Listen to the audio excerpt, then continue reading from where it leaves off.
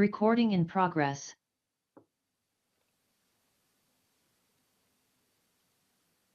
Hey, good evening, everybody. This is a Greenbelt City Council work session.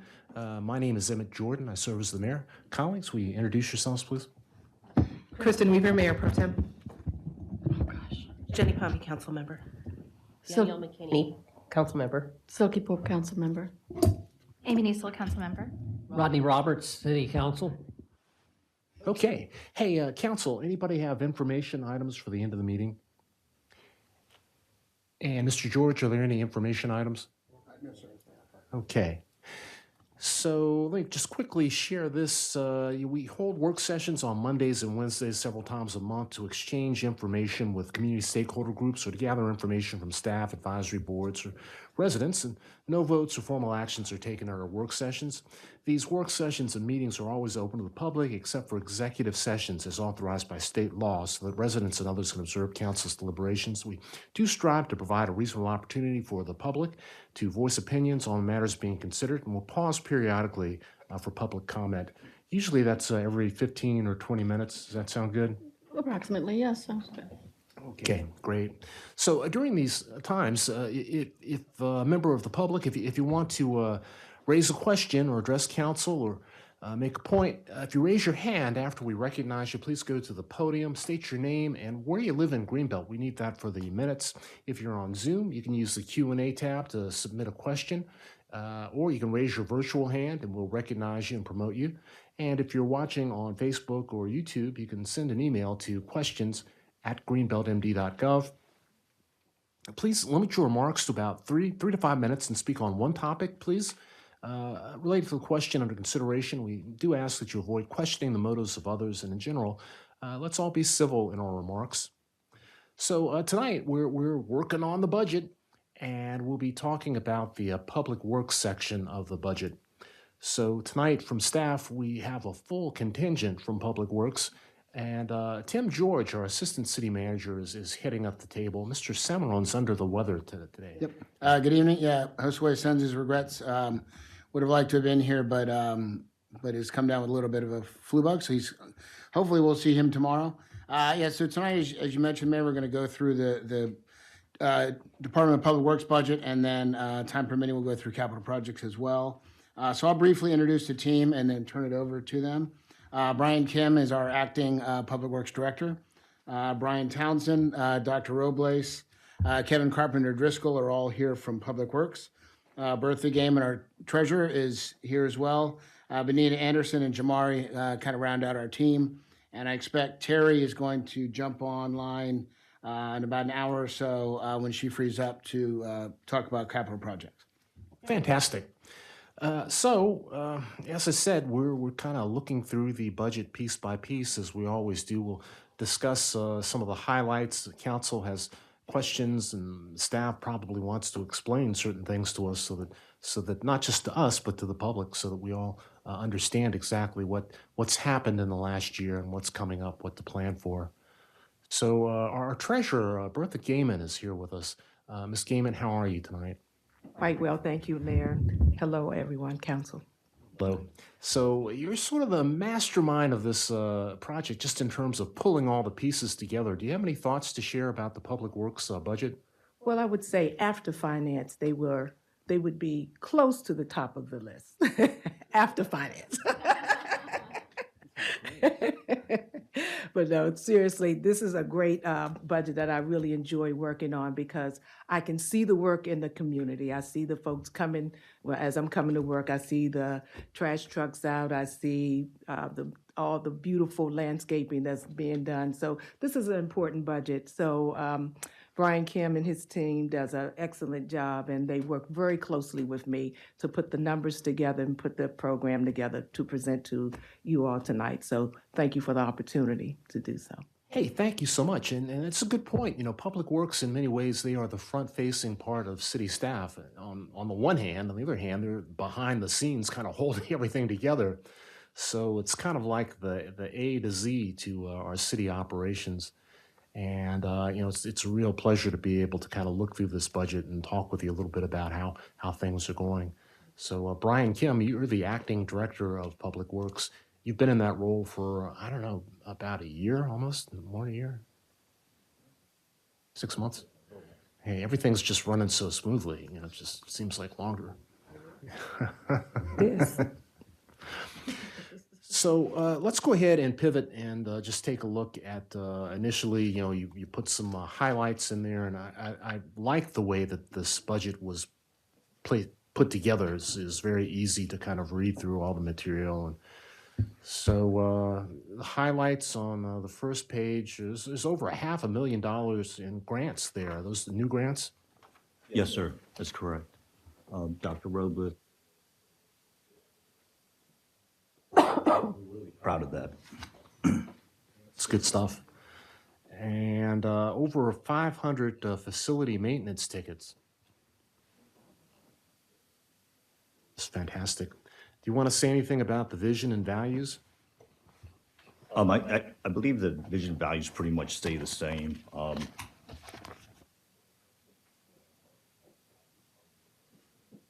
Budget comments that I have after in my memo. Oh, the memo. Okay. That's correct. Why don't you go ahead and do that?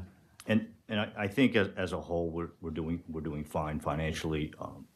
I believe our numbers did go down or relatively stayed the same. We had a couple line items that ticked upwards, but for the most part, you know, we try to close the gap with Ms. Gaiman, and we're able to do so. I think some things to keep in mind as we project further into the future. I talk a little bit about ailing infrastructure and the need to continue to invest in that, as well as loss of institutional knowledge, a lot of which driven by retirements, reorganization of the department, et cetera, and then also advancement in technology. And we're seeing that across the board in anything and everything, from the way we keep our time to our equipment, even the cars. I mean, everything is just, from a technological standpoint, it's just advancing. So I think these are kind of the three main key areas that, as we project forward, is kind of our main goal. That makes sense. The institutional knowledge piece, I think that's something that a lot of municipalities are seeing of our same age. So, you know, we've had turnover, and with COVID, that's sort of people that were in a position to retire, a number of them did. So it's good to always have new ideas coming in and new people so they can kind of adapt to the technology that's out there. So it's a pivot, and it's important to kind of recognize that, acknowledge it, and kind of move on. But like you said, it seems like a lot of things are very much the same, just in terms of the staffing. In fact, it's one less person than in previous years. Yeah, it's the horticultural supervisor. Yeah, so we opted to kind of put the horticulture, parks, and ball fields kind of under one umbrella. It sits that way now in the budget. So I think it makes sense. Brian Townsend spearheads that effort, so he'll have a little bit more involvement on that end. But yes, Okay. It's page 160, 161. That's the only thing that's really changed very much.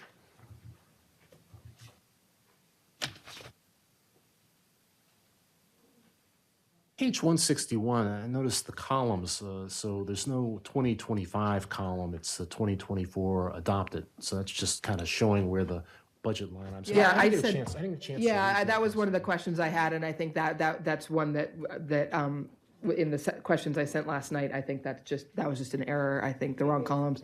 And I actually sent a copy today. Okay, very good, very good.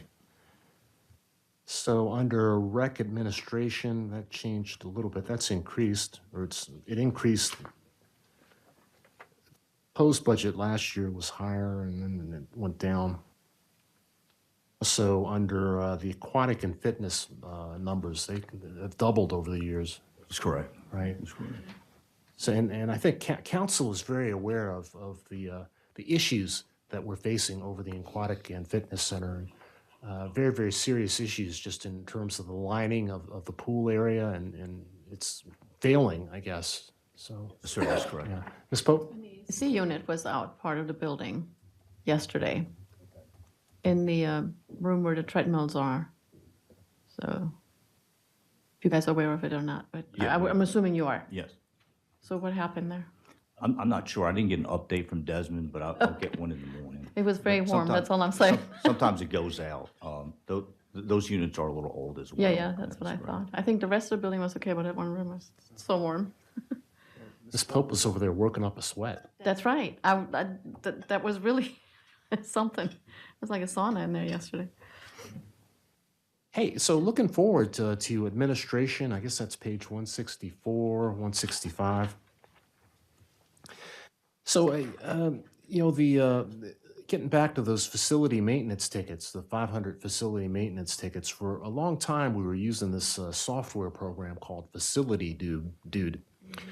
And there's a pretty big jump in that line item. So is that a one-time jump for getting new software in, or is it going to stay at that level, the cost for the ticketing program? It's a one-time jump, and then it'll dial down. That's just kind of for the migration. Simply put, the current software, well, they actually rebranded to Brightly. Did they? That's correct. And Facility Dude is kind of at the end of life. They no longer support it. It is a valuable resource. It is part and parcel of also the reserve study that you see as, the long, big packet that shows of kind of the end of life, end of useful life for all the equipment. So that's what that cost is for.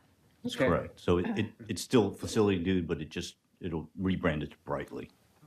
Member Pro Tem. Will we be able to, I mean, I don't know how much use there is, but will any archives of old tickets be transferred over? I don't know how useful that information is, if it's ever helpful to know, how often you've had to fix the same thing. Will that be able to transfer over to the new software?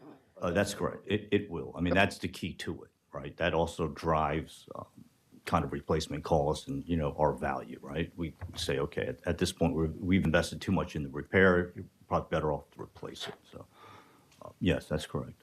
On that next page, 165, you're talking about performance measures and metrics. So I was looking at that, and I was thinking about the tickets and everything. So it seems like maybe under performance measures, metrics, in the future, maybe we can kind of look at the number of maintenance requests, look at the number of open tickets, and how long it actually takes to resolve stuff. I don't know, and maybe with the timesheets, because everybody's using the electronic timesheets now. Everybody's logging in with those, so maybe it's a little bit easier to kind of get at some of those numbers. I guess we used to have to add it all up on an Excel spreadsheet, but those are just a couple of ideas. And with the management objectives, I was just wondering, we've got the greenhouse gas reduction thing by 2050. What do you think we can do by 2030? 50%? Well, that's the goal, but hopefully, we'll be a little bit ahead of the curve in other goals. With the MEA, we have fulfilled our goals in terms of lowering our electricity. You should probably talk into the mic a little bit. Yes. So, so by 2030, we hope to be at 50%, and by 2080, we hope to be carbon neutral. All right. That's good. That's a good goal, excellent. And we're way ahead of, I guess, the COG projections initially. We're ahead of the curve right now. The last few, what they say, that the last from 80% to 100% is the hardest. So we've done all the low-lying fruit. We've changed our lights to LEDs. We've, improved our HVAC systems. We're improving the envelopes of our buildings. And so the last 20% is going to be hard, but I think we can do it. What would the last 20% be, mostly? Probably fuel. Fuel is proving to be one of the hardest things right now. So by then, hopefully, maybe we'll have mostly electric or hydrogen vehicles or some other alternative. So, Yeah, the projection for fuel use for the coming year is about the same as the last couple of years. So. Go ahead. Well, and I think we have I think it's on the consent agenda for Monday, Green Ace's proposal about biofuels, which is a way to reduce our carbon footprint with in some cases fairly minor, in some cases slightly less minor, changes to equipment. So that's, I think, in Monday's consent agenda. Okay. Yeah, Mr. Roberts. Well, I'm glad you're making all the efforts you can to improve the environment. But this idea that we're going to have carbon neutral and all this, it's just ridiculous. I mean, look at what's happening. You can't change that by having more vehicles. If you want to have any chance of really doing anything, you got to have less vehicles and all this stuff, because you know where the resources come from to build all this stuff. And you can't get that stuff without putting out carbon and destroying the planet. And that's one of the biggest problems is that we are destroying the natural world. And just having more cars, whether it's electric or hydrogen or whatever it is not going to change the equation. So I wish more people would really, look at the physics of what's going on and get your head around it, because all this other stuff is just nothing. It's not going to do the job. So, let's try to do a little better. Well, that's the idea. When you set goals, you don't necessarily reach them, but you got to have high goals. These trucks and vehicles. You can ride around in a golf cart for all I care. But we don't need all these big trucks and stuff like that. We can put our money in better places. People lived for centuries without that kind of stuff. And we can do it again. And if we don't, we're sunk. Our planet is sunk. Councilmember McKinney. Under the performance measures, one of them you have as FTEs. I was wondering if the actual goal that you're measuring against for the performance measures was to maintain the level or to increase the level. So I'm just trying to determine if the performance measure was actually met, because it looks like the number stayed the same. So was that the intention of the actual measure? And I'm sorry, I'm on page 165. If I could jump, so I think it's kind of two different tables together. The word full-time equivalent should be in bold. So performance measure is the volunteer hours, so it's showing the success they have in getting volunteer hours to go up. Below that is actually a separate table that's just simply showing you the staff.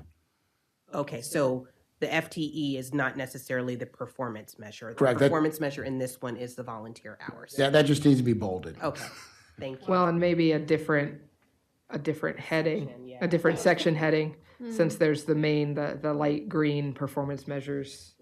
Make a note. Yeah. And I'm liking the upward trajectory of the number of volunteers. It's a good thing. Okay. Hey, let's keep going on the next page. We've got, what do we have on the next page? Parks, of course.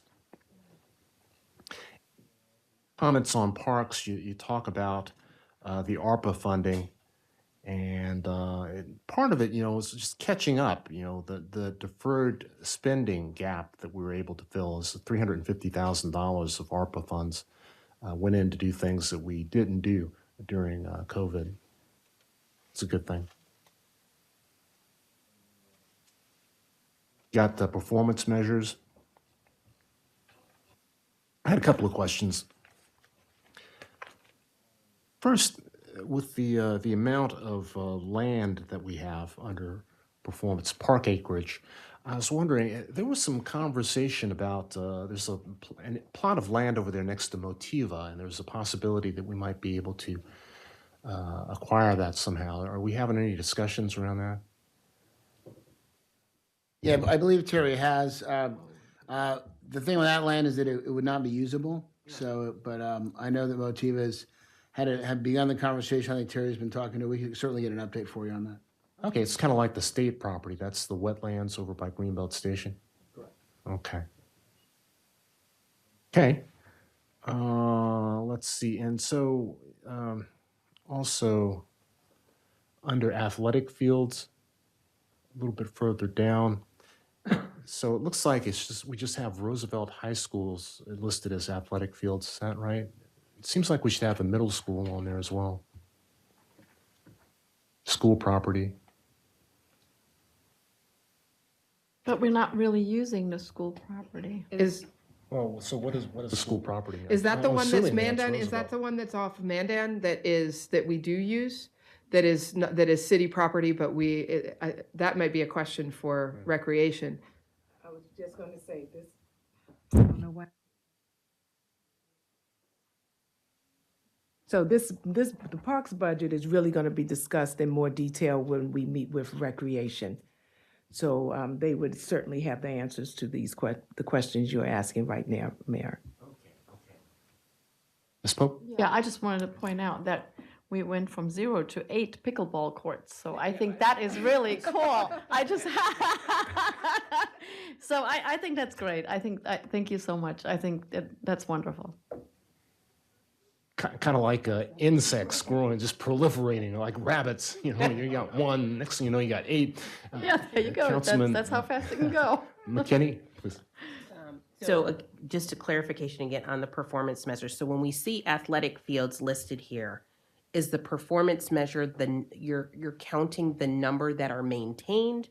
Are you counting, how often you maintain them? So how are you saying this is success in the performance measure?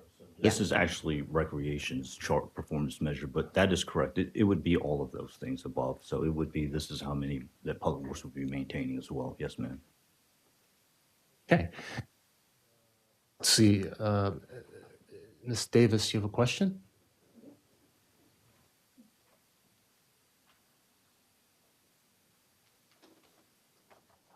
Jay Davis, Greenbelt East, and I didn't know when you were going to break, but thought this might be a good time.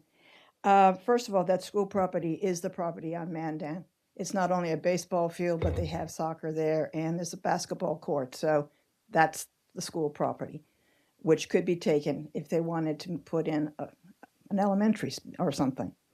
First of all, I want to congratulate Dr. Robles and her team and everybody else for the Sustainable Certified Maryland Silver Achievement Grand Champion and all that. At some point, they're just not going to let us, they're not going to let us even participate because we always take all of the awards. Also, I want to thank the Public Works for leaving the lights on in the Roosevelt Center until Valentine's Day. That was a request by the Roosevelt Center merchants several years ago. And it just adds a little bit of festivity when the nights are so dark. I also want to remind the Public Works Department that they are considered, by everybody, as far as I know, that you are first responders. And when anything is for first responders, you should take advantage of it. And I know Mission Barbecue has on 9/11, that's first responder, and you're supposed to get your free sandwich. So if you're not getting your free sandwich, tell council, because they should march over there and tell them that you are first responders. On page 160, which was staffing, I noticed that you did put horticulture and playgrounds together now. You have one supervisor, and I'm assuming you're taking the workers, which is 5 and 5, and so you now have 10 workers for there. Is that going to take care of the additional horticultural staff that you mentioned on page 41? Yes, ma'am. Oh, good. Also, and this kind of feeds into what Mr. Roberts was saying, perhaps, it's another worry. Maybe we should stop using our internet and all the computers, because all of the data centers are eating up electricity, so now they're going to use coal-powered electricity when we thought we were going to get rid of the coal-powered electricity. But I don't think we're going to get rid of computers or vehicles anytime soon. Thank you. Hey, thank you. Thank you so much. Hey, let's keep moving. Page 170 is sustainability. And, under the comments, there's some talk about the application for the Chesapeake Bay Trust Stormwater Stewardship Grant. Do you know when the announcement would be on that? Or we got it? All right, all right. That's another $300,000. A lot of money. That's a lot of money. And we got the Coastal Gateways grant. I was just wondering, so the USDA composting grant, how's that coming along? I know the composting has started, and I think there's going to be a kickoff or something. Is that May? That's May 3rd. Let me make sure. Yes, Friday, May 3rd at 12 p.m. Everyone's invited to come look at the very small facility that we've established at Trinity Church on Good Luck Road and Hanover Parkway. So yeah, the program is going great. We've had multiple collections already. We're told by Compost Crew, the vendor, that it's the cleanest residential collection that they've ever seen, and also the most set outs. So we're averaging around 90% set out, which apparently is also really well. So we're doing great. I want to encourage everyone to keep putting their compost out and to exclude glossy paper. So that's the only contamination we've had, like ice cream containers, that kind of paper, right? Or the popcorn bags, anything that might have a plastic film in it cannot be processed here. It may be able to be processed in the larger county facility, but this one's so little. It's like, it's a community compost operation. It's not like a huge one. So yeah, that's going great. We have our ribbon cutting festivities on the 3rd, and I hope to see you all there. I'll be there. We really, that's a great site. And I think we're really grateful to Trinity and Pastor Sione for actually letting us have access to that. It's a great, almost an ideal site. Yes, it's been a great collaboration, and that was part of what the USDA grant required, to collaborate between different, profit, nonprofit, etc. So this collaboration was a few years in the making, but here we are. So that's great. It's fantastic. Any other comments on that page 170? Actually, one on 169. 169. Yeah, that was just the major highlights, and this is one that I had emailed about because I just want to clarify, and I'm not sure I quite got the full answer. So on this one, I believe those are intended to be a reduction in electricity usage and a reduction in gallons of fuel use, those percentages. Is that correct? Yes. Yeah, I think we need to make that, I think we need to state that. Because right now it just says a difference, and a difference, of course, could be positive or it could be negative. So if that is, which I assumed, and I think maybe I didn't ask my question as clearly, but I think by just changing that word, it makes it more clear that this is something that we are proud of. We have reduced our electricity usage. We have reduced our fuel usage. What you mean? Yeah, that's what I was asking about, because I think that's impressive. That's a pretty significant difference in reduction in those things. I think we should be proud of that. And also, I noticed that we actually don't have on the accomplishments on page 170 the Sustainable Maryland our level of achievement there. I know there's a good number there already, but that's a pretty significant one. Might be something worth adding to that list. So. It's fantastic. Yeah, Councilmember Pompey. Yes. Can you this solar farm within the Pepco territory? Can you talk to me a little bit about the progress on that? Yes. So that is they are progressing in the actual installation of the facility. They were retained for a long time because of Pepco permits, or county permits, but those have come through, and they're now actually building the facility. So they built a road and put a fence around it, and the silt fence, and it should be up and running the first quarter or the last quarter of 2024. So Where is this? Is that down on Oxon Hill off of South Capitol? yes, yes. Okay, so it's like right down there at the border of DC and Prince George's County. It is within Prince George's County and within our great territory, but yeah, we're close to DC. Yeah. It's fantastic. Hey, one thing I was curious about, just under the MEA light improvement grants, I know we've been having a lot of conversations about the Pepco light poles and acquiring those or figuring out whether we're going to get them and maintain them or not. So is that thinking incorporated into the budget in any way?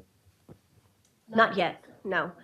Right now, I think Mr. Salmeron is talking to the 4 cities to see if they all want to do a project together or whether we want to do it alone. I know Hyattsville got a feasibility study done where it came out that it might be better for them to not actually purchase their lights, but to switch them to LEDs and give them back to Pepco for management. I don't know if that's something that the city of Greenbelt is going to choose or not. So right now, Mr. Salmeron is trying to decide what would be better for us to purchase our lights in conjunction with the 4 cities, to purchase them on our own, or to do what maybe Hyattsville is going to do, which is switch the lights to LEDs at our cost and then give them back to Pepco. And that's still gains for us, whichever one we do. Yeah. Clever idea. Yeah, I know Mr. Salmeron has been working pretty hard on that and talking with Hyattsville and talking with the other city managers. And I think it's going to come up on the agenda for the 4 cities meeting that's going to be here in a couple of weeks. So a lot of the other municipalities in Prince George's County are also kind of looking to us to see what we're going to do. A lot of the smaller municipalities. So it's important. Those terms were quite restrictive. I think that's where the kind of bottleneck is now, where Mr. Salmeron is going back and forth with. Dunno. Okay, let's go to the next section, which is waste collection. Questions or comments on waste collection? Was just admiring the that right there. So those is it 8 guys on the crew, and they actually lifted 1,470 tons of refuge. That's pretty heavy. I don't think I could do that. Not all at once, though. Not at once. And this also includes our yard waste and, other kinds of recycling that, yes, at one point someone did, it could be, we include here electronics recycling, our styrofoam recycling, paint. So all the weights of all of those things are recorded there. There's a typo. The 64% was our recycling rate for last year. I was wondering about that. This year is 56.22, so it went down. Sometimes these things, so we've been fluctuating, in the high 50s, which is pretty good, especially given that the national average is like in the low 30s, 30, 32. So we're doing really well. But yeah, I call out to people to please not landfill their furniture or things at the end of life. Take it to the thrift store. Someone might want to fix it and reuse it. Try to recycle as much as we can and compost. Now that we have curbside composting, we're going to do another. So right now we have 200 people participating. We want an additional 200 more. And they will get the free pickup for a whole year. So or we can also do backyard composting. That's another way in which we can increase our diversion rate. So. Hey, just for the sake of just zooming in a little bit. So when you say 56.22, what are the elements of the recycling rate? What goes into that? So we have a chart right here at the end of our packet, and it's everything that doesn't go to the landfill that has a different use or purpose. Then it's weighed and counted, and that's what we call our diversion rate or recycling rate. Okay. And we have things like trees, the paper from the dumpsters, scrap metal, oil antifreeze, the yard waste, electronics, anything that is not taken to the landfill that would otherwise have been taken to the landfill, then we count that as recycling. When's the next electronic and styrofoam recycling? That's coming up in the next few weeks, right? It's the 27th, I think, isn't it? 7, I think it's the I'm terrible 27th. with dates, but yeah, April 27. Okay. And shredding is May 18. Okay. That's great. Hey, one thing that came up in our discussions with Mr. Salmeron was the idea of maybe looking into the possibility of having some bulk trash pickups in different parts of the city, taking a dumpster, and just like we have electronic recycling, maybe on a quarterly basis or a couple times a year, just letting the homeowners associations or the townhouses and whatnot know that there's an opportunity to actually collect their bulk trash. I know it's an issue.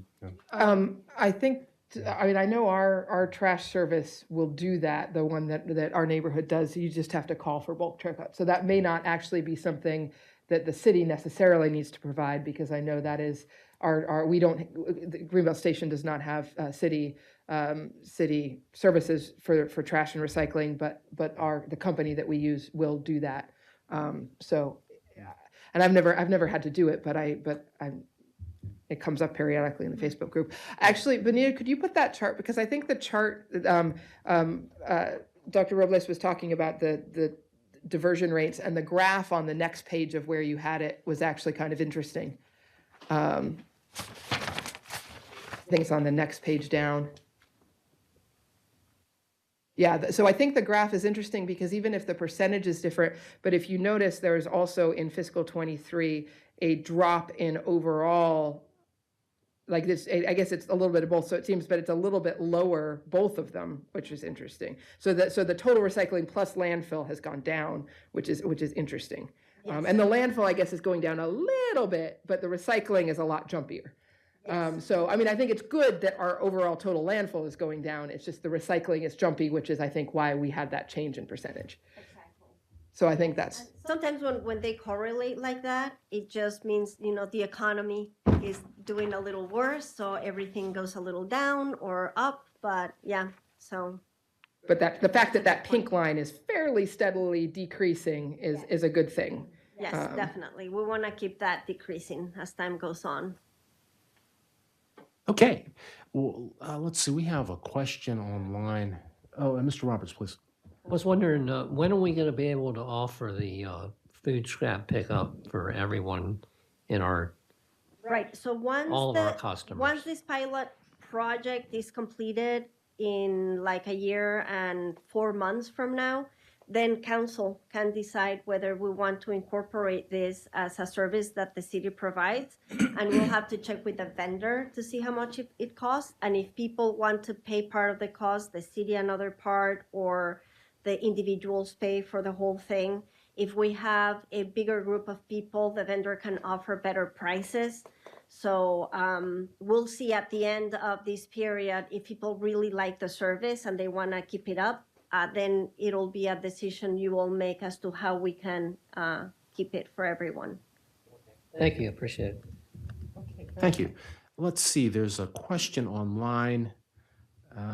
Who is this? Is that Mr. Schachter? Mr. Schachter. Okay. Let's see. Can we promote him? Yeah. It's Q&A. Okay. Mr. Schachter has submitted a question. Picking up on Mr. Roberts' thinking, can Greenbelt do a demonstration project of using horse and wagon buggies instead of combustion engines or electric? Think nearby Amish and Mackinac Island, Michigan. Well, that's right. I've heard about Mackinac Island English. I think that's kind of tongue-in-cheek. And, but I was going to say that's an extra use for the street sweeper, having to come after the horse and buggy. That's what I recall from the 4th of July where I grew up. There were lots of horses in the parade, and the street sweepers always had to follow the horses. Yeah, on foot, right? No, well, they'd have the street sweeping machines behind the horses, okay. so that the people later on in the parade didn't have to deal with what the horses. Because I know that I've seen it before where the guys walk behind them, especially even in a parade or something, right? sometimes with Yes, the sheriff's department usually come with their horses. No, not a pleasant job, I guess. Hey, let's see. Page 172. Can I ask a quick Oh, yes, please, Councilman. about the diversion rate? Next year, will the compost be included in that as well? I mean, I know it's a small number of people, so it won't have an outsized impact either way, but. Yes, it will be. Yes, it will. Exactly. Yes.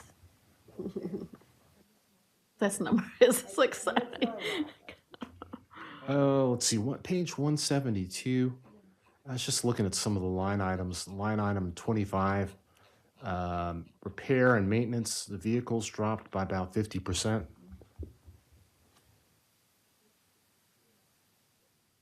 And then online, this is page 172. Also, I was looking at line 71 where miscellaneous in 2023 was sort of like an outlier. It was $103,550. Yeah, that's one of the questions I sent in last night. That was apparently the Big Belly, so that was grant funded, the Big Belly. So where do we put those? How many was it? It was like Trash 4? things. Okay. I think it was 8 total that will be. Those are Wi-Fi enabled, so when they become Some of full, them are software enabled, yes. okay, we'll be able to Monitor. we can send one of our drones or something out to pick it up remotely. Let's see. Here's another question. Jay Davis. I'm sorry. Yeah, just related to that. We've had them for a long time. What have been the delays in getting them put out? Just back burner. Okay. To be totally honest, yeah. Okay. Finding the perfect spot and then picking a different spot. Just a couple more on page 172. What's the deficit, the operating deficit? The bottom line there is about $250,000. So, is that page 172? Yeah. What it's saying, Mayor, is if you look at the total waste collection line, it's 956,700, and the revenue sources, subtract those out, and then what's deficit, what the city has to cover is the 207,800.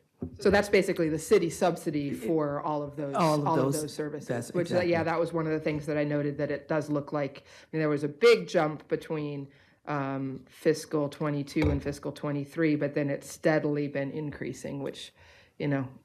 may mean fees need to go up at some point here to cover more of our costs. Are the service fees, is that reflective of the, the $70 quarterly fee? Is that what that is? That's what it is, yes. Finally, on that page for the section under performance measures, I guess that's on the next page. I'm just wondering, it seems like hours worked would be a good performance measure. Just because we've kind of you've listed number of customers and tons of refuge, and it just seems like the number of hours worked would be a good performance measure. Just seeing how that might vary over time. Any other comments? We got Jay Davis here. Jay.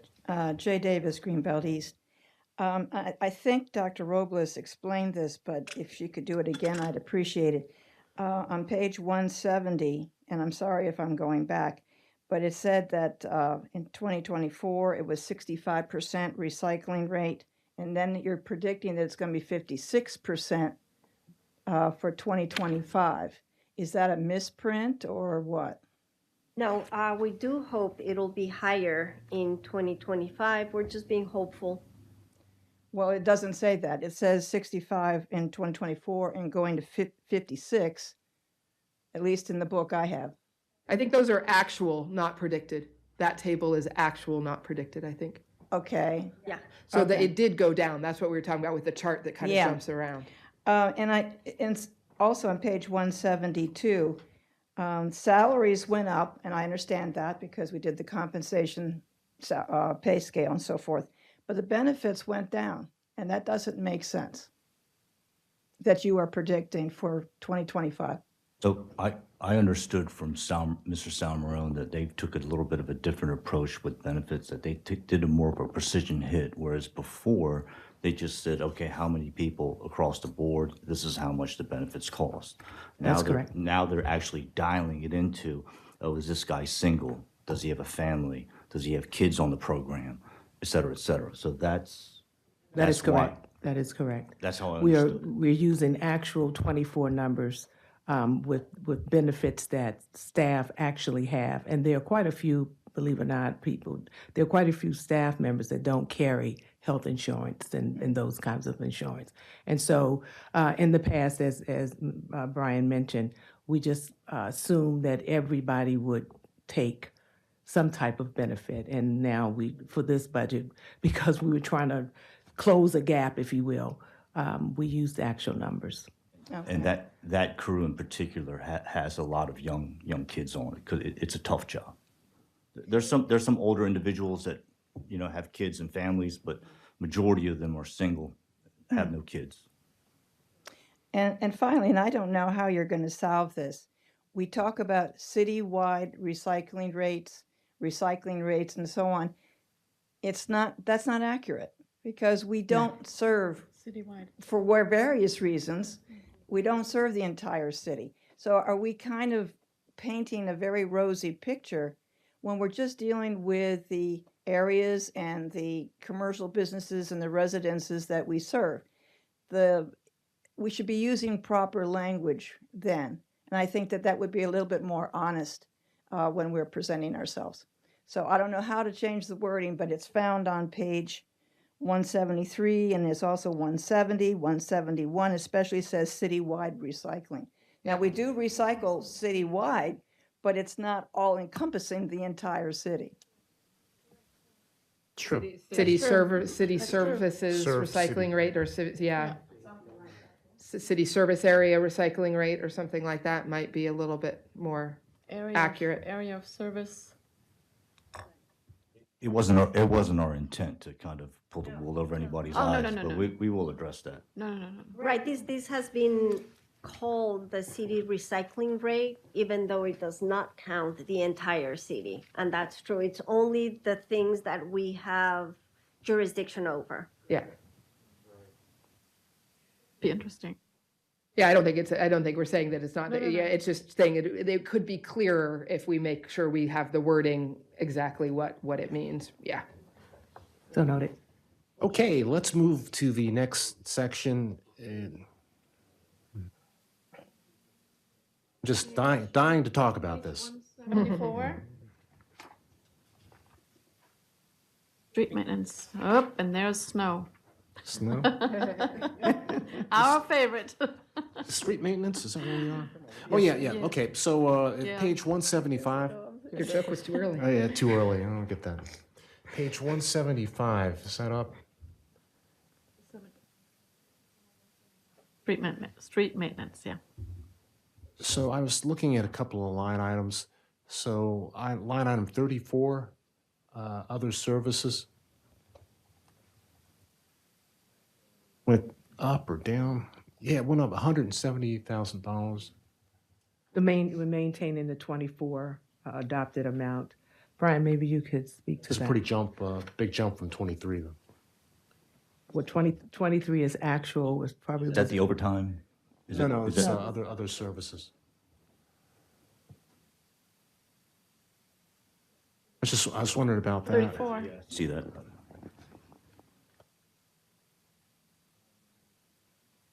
Yeah, I have to look at what that Okay, that's fine, that's 34, fine. I mean, what that 34 actually consists of. Just a couple other line items, page 60, line item 61, chemicals, that went up a bit. Are we using more chemicals? Sorry, what line item was that? 61, One is chemicals. it's kind of doubled. I don't know, and also I was looking at line 64, lighting fixtures, and I was just wondering about the Pepco poles, but I guess that's not really a factor in lighting fixtures and supplies. So those are just a couple of specific questions about, you don't have to, you just let us know on that. Page 1, Oh, I was going to tell you what the number consists of. okay. Okay, so majority of it is for grass cutting, 134,000 is grass cutting, 6,000 is traffic control repairs, 10,000 disposal of other material, and 20,000 miscellaneous, which is whatever we don't budget for, but So that's all under street, other services? that's correct. Okay. Okay. 61. 60 Line item 61. Do you have the A maybe? a lot of chemicals we're using. chemicals, yeah, it's a, which one is that?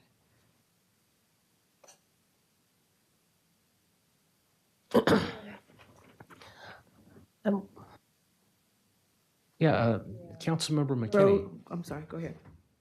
Okay.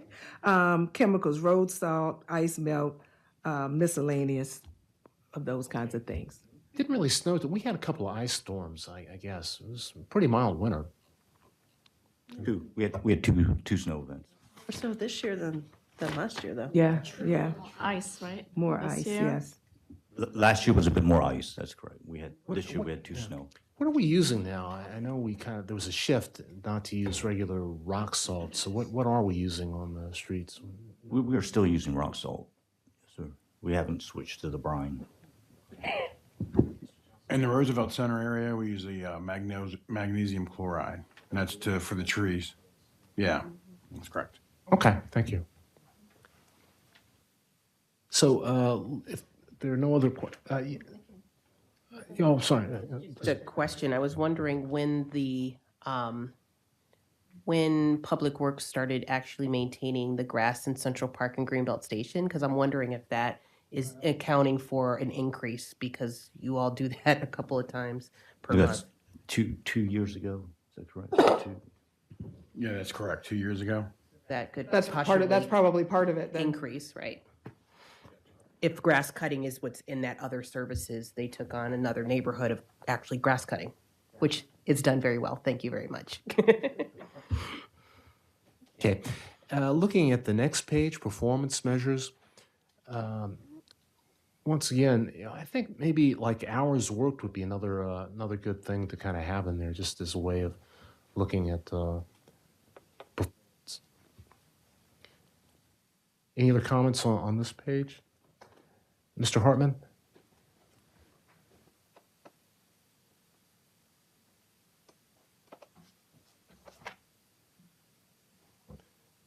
Michael Hartman, 2 Court Garden Way. I'm looking at the performance measures of, it says handicap ramps constructed. I'm not sure what a handicapped ramp is. I assume they're all in working order. The nomenclature is something that should be fixed. Those are ramps designed for mobility, people with disabilities, parents driving strollers, things of that kind. I assume you mean curb cuts and things of that nature. The other thing is it's probably a good time to bring it up. Number of bus stops made accessible is 0. And I think that probably or perhaps the reason for that is because there was a survey done on bus stops, and very nice to do that, except that you see that there's no column for bus stop and shelter assessments. There's no column. You have, and was put in the packet, you have location, roof, beams, bench, surface, aesthetics, and total score.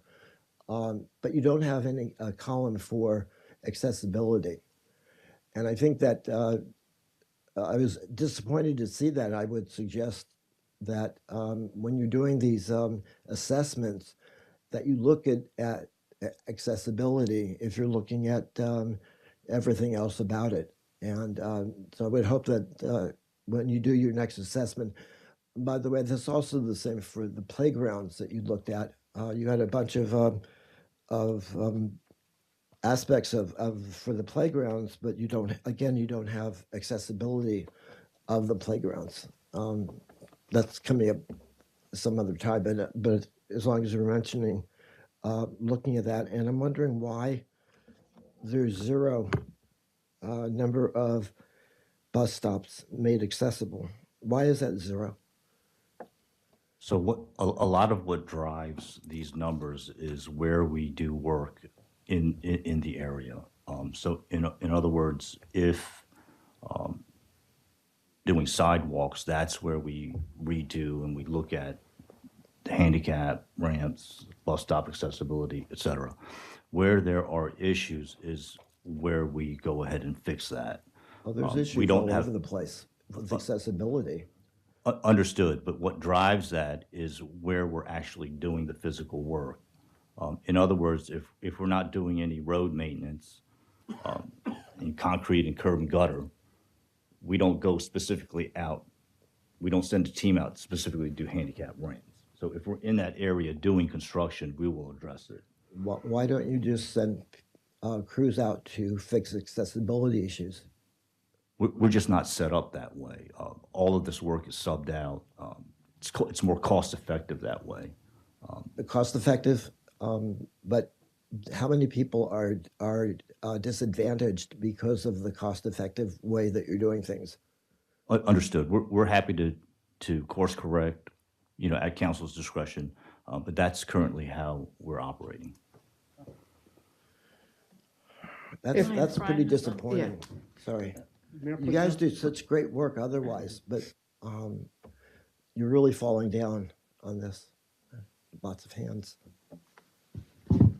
Mayor Pro Tem? Yeah, I guess I was thinking that maybe, I think for some of these performance measures, I think we've commented a few times, and this may be something more holistically to look at going forward, is what are the most useful performance measures? Because really, the number of bus stops made accessible, I mean, one explanation of that, which I think is probably based on what Michael's saying, is that, if all the bus stops were accessible, your number would be 0, right? And that's a good thing. But if you've got a bunch of bus stops that are not accessible and you didn't make any, then that's a bad thing. So I think some of these performance measure numbers are just, it's not as clear, they're not as helpful as they could be. So I think there might be something to revisit in terms of thinking about what's really useful to present in the performance measures, and it might not just be number of bus stops made accessible. It might be some combination of that plus the number that need to be made accessible, or some other things just to make it clearer what we've done, what still needs to be done. Because just saying 0 makes it look like we haven't done anything. Well, but That's not also if you necessarily a don't good thing. have Which may not be during the case. an Which may not be the assessment, case. Yeah. If during an assessment you're sending people out to each of these bus stops to do all these factors, if you put an accessibility factor in it, then you capture that. And then when, whatever kind of priorities you put down for repairing, at least it's there. Yeah, Mr. Townsend, I think you want to respond, and I see Ms. Davis wants to respond. And also, you sort of shifted, so we're talking about the actual assessment document, which is one of the attachments. So I have a feeling somehow the accessibility piece is something that maybe it's not written into the spreadsheet, but I think it is something that you look at. So when we go back and redo our bus stops, we have our ball field maintenance actually does the rebuilds on these, and with the guidance of planning, they have a grant right now that's supposed to be looking at how the bus stops are being made. As we're doing them, we're making them all ADA accessible. I mean, that's our goal, and that's we measure them all out and make sure everything's right. They meet all the needs. So, now, is every bus stop handicap accessible? I'm not 100% sure, because like you said, it's something that we probably should put on, or we should add to our checklist, and then that's something we can do. And I agree with that. But I know that moving forward, as we do these, we are looking at that piece and we're addressing them and we're fixing them so that they are accessible if they're not already. And we do have that data. That's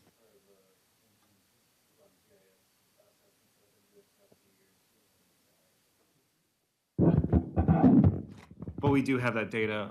Accessibility, ADA accessibility is one of the data points that we collect in our GS field study. This is a visual survey that we do for council for budget purposes, but to provide what I collect for the GIS data is very data rich. It would be a huge document. There's a bus stop right there at Buddy Attic Park at the crosswalk across from the police station. That was sort of reconstructed, and I think it's more accessible than it was before. Yeah. So I don't know. Jay Davis, you had a comment or something?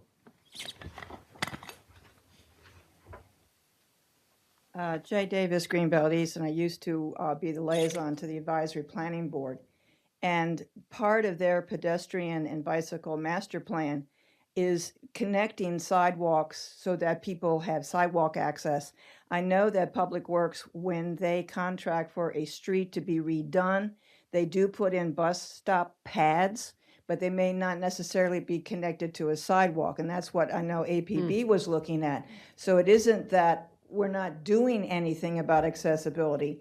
It is we are doing it when we're trying to fix up a road and trying to connect the sidewalks. I think that's more important, is to connect the sidewalks so people can get to the bus stop and then have a bus stop pad to actually stand on. Now, as far as all of our bus stops. I know the one that is at the corner of Mandan and Hanover Parkway was very inaccessible for many years, and that was made accessible. So as far as I know, all the bus stops that have shelters are accessible, and in a wheelchair can get under cover. So we even, I think, took a half of a bench out so people can get a wheelchair in. So as far as the playgrounds go, it has to be accessible for us to have the playground. So that's probably why it's not listed as something to look for. You know, it's not, you don't have to climb 300 stairs or 50 stairs or something to get to the playground. You just get into the playground. I know that Public Works and Recreation Department are working very, very hard to have at least the playground materials, the equipment be accessible too. So I don't want people to think out there that we're doing nothing about accessibility, because we are. And I appreciate Mr. Carpenter Driscoll's comment about capturing that information as a data point in the GIS overlays. That's probably the best way to actually track the progress on that priority, because it has been a priority of the Advisory Planning Board and a priority of the city. Mayor Pro Tem. Yeah, I guess I think what we should rethink is how do we best showcase the good things that are happening. And I think some of these performance measures are not necessarily the best showcase of what is actually happening. So I think that's the way to think about some of these, is that I think to a certain extent, you know, the budget is telling the story of really what the city of Greenbelt does. And so I think we should just try to make sure we're choosing things that really tell the things that we're doing. So instead of just, because I think, you know, part of it is because it's the same things that have always been as the performance measures forever, and that, I think there's certainly a tendency. The budget document is a lot of work. There's certainly a tendency to want to just, well, we're going to put the same things in as we did before because we've got all this other stuff to do. But I think there could be some things that could be, better showcase the good things that we're doing. Ms. Gaiman or Councilman? Okay. No, I was just going to agree with that. And I think you could take some of the information that you have in the accomplishment section and pull them up into your performance measures, actually showing the data that's driving that accomplishment. So the accomplishment section is basically your narrative of your data that could be in the chart. So a lot of it is there. We just have to, as Mayor Pro Tem is saying, is just tell it a little bit differently, because a lot of these are just more outputs of daily things that you're doing versus the actual outcome or the impact that it's having on the city. And we want to be able to show that. Ms. Gaiman? Yes, I agree 100%. And I think as Josue has indicated, the idea is that we will do an annual report, and that would sort of be the time that we sort of brag on these things. But I also agree that, you know, if we're going to put it here, it should be clear. And so there was effort to try to reduce this budget document down this year. So I think we sort of lost some of it in the translation. So well taken. Thoughts, I think. Point is well taken. In the budget document, we managed to cut it down by at least 3 or 4 pages. I think only 2.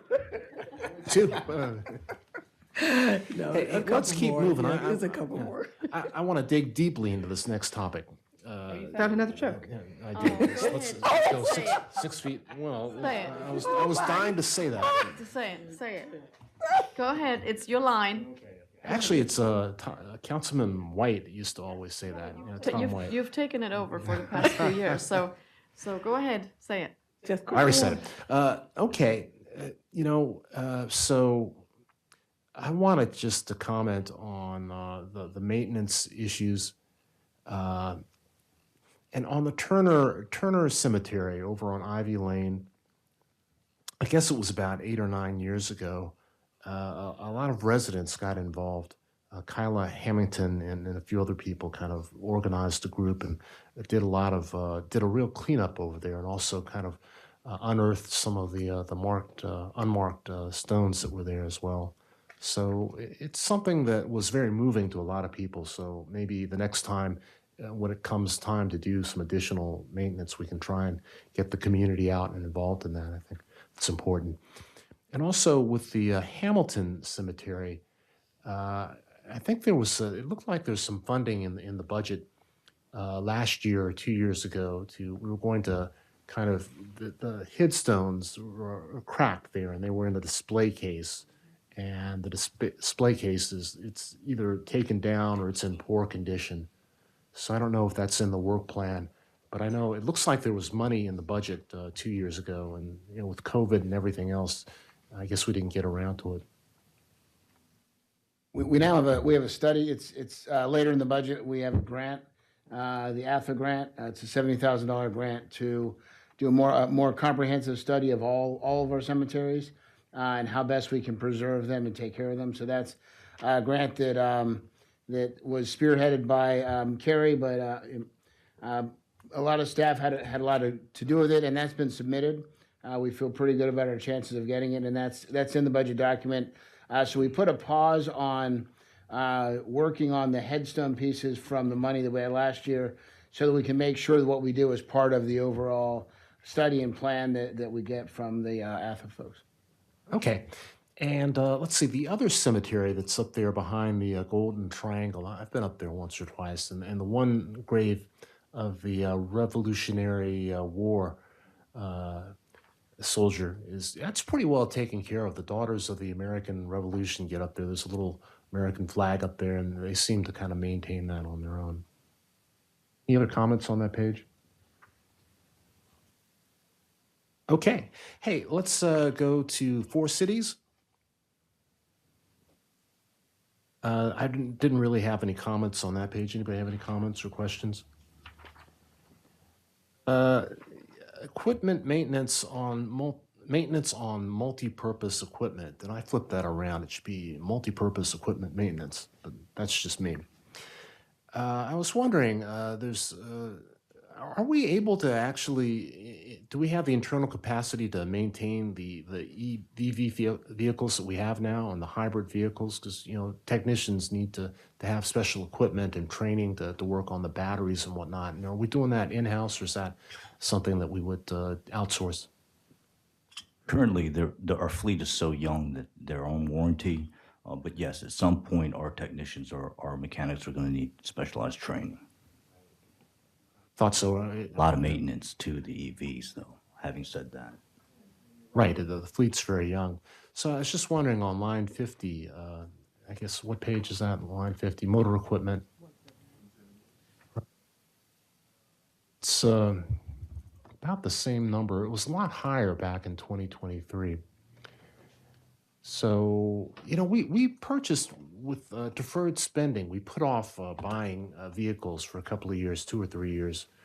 And looking at the background information, the average age of a lot of our vehicles in Public Works is, we brought that down quite a bit. But we've purchased a lot of vehicles. So is that the reason why the maintenance and repair number dropped down in 2023 and is projected, for 2024 and 2025? Is that why the number is lower than 2023? That's correct. Any other comments on that page? Let's move to Roosevelt Center.